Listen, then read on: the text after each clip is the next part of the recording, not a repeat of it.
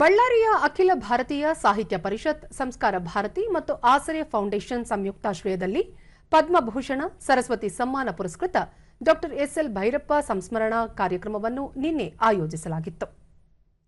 ಸಂಸ್ಕಾರ ಭಾರತಿ ಫೌಂಡೇಶನ್ನ ಪ್ರಧಾನ ಕಾರ್ಯದರ್ಶಿ ಡಾ ಶಶಿಧರ್ ನರೇಂದ್ರ, ಬಿಪಿಎಸ್ಸಿ ಕಾಲೇಜಿನ ಅಧ್ಯಕ್ಷ ಡಾ ಮಹಿಪಾಲ್, ಪ್ರಾಧ್ಯಾಪಕ ಡಾ ತಿಮ್ಮನಗೌಡ, ಕಲಾವಿದರಾದ ಯಲ್ಲನಗೌಡ ಶಂಕರಬಂಡೆ, ಸತ್ಯವಾಣಿ ಶಶಿಕಿರಣ್ ಮತ್ತಿತರರು. ಇದೇ ವೇಳೆ ಡಾ ಎಸ್ಎಲ್ ಭೈರಪ್ಪ ಅವರ ಕಾದಂಬರಿಗಳ ಮಾರಾಟ ಹಮ್ಮಿಕೊಳ್ಳಲಾಗಿತ್ತು.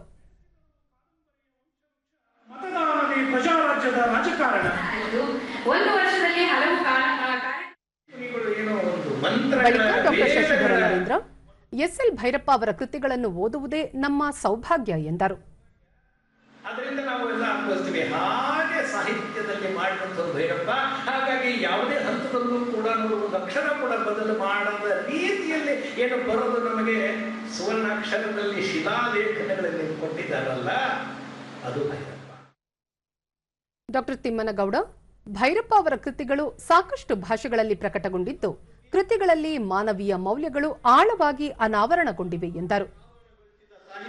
ಶ್ರೀ ಭೈರಪ್ಪನವರು ಕಾದಂಬರಿ ಲೋಕದ ಮೂಲಕ ಮನುಷ್ಯ ಲೋಕದ ತಲ್ಲಣಗಳನ್ನು ಅನ್ವೇಷಿಸಿದ್ದು, ಜೀವನದ ನಿಜವಾದ ಅರ್ಥದ ಹುಡುಕಾಟ ನಡೆಸಿದ್ದು ಅವರ ವಿಶೇಷತೆಯಾಗಿತ್ತು.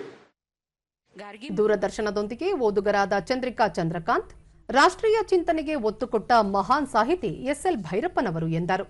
ಆ ಸಂದರ್ಭದಲ್ಲಿ ಅವರ ಒಂದು ಮುಘಲರ ಒಂದು ಆಕ್ರಮಣ ನೀತಿಯಿಂದ ಹೆಣ್ಮಕ್ಳು ಹೊರಗಡೆ ಬರುವಂತಹ ಒಂದು ಪರಿಸ್ಥಿತಿ ಇರಲಿಲ್ಲ. ಅದನ್ನು ತುಂಬ ಅಚ್ಚುಕಟ್ಟಾಗಿ ಭೈರಪ್ಪನವರು ವಿವರಿಸಿದ್ದಾರೆ.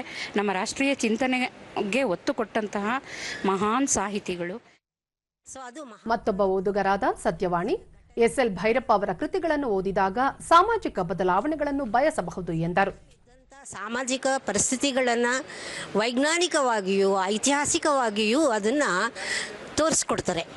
ಸೊ ಅಲ್ಲಿರುವಂಥ ಒಂದು ಸಾಮಾಜಿಕ ಸ್ಥಿತಿ ಹೇಗಿತ್ತು, ಪಂಚಾಲಿ ಅಂತ ಯಾಕೆ ಬಂತು ಆ ಟೈಮಲ್ಲಿ ಅನ್ನೋದನ್ನು ಸಹಿತ ಸವಿವರವಾಗಿ ಅವರು ಹೇಳ್ತಾ ಹೋಗ್ತಾರೆ.